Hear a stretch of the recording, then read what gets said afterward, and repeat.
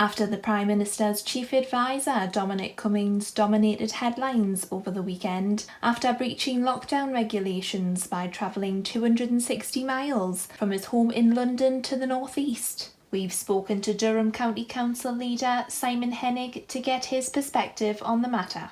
The vast majority of people across County Durham and further afield have been abiding by the advice, guidelines, rules, whatever we want to call them, that were set out by the government in March. And since then, 2 months or so, people have overwhelmingly been abiding by those. And that means that in many cases, people have not seen family, have not seen friends. And I think that that is the reason why this has become such a story, because it appears that it's, that there are different rules in play. And I think, that's a problem in terms of guidance and people adhering to the guidance, but it goes against what most people have done, because most people have abided by those rules, and so not surprisingly, I think, are asking questions because of that.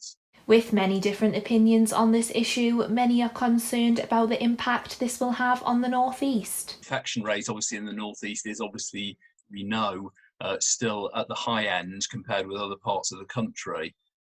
And what is going to be very important is that people continue to follow the guidance in all its forms, because that's the only way that we'll come out of this.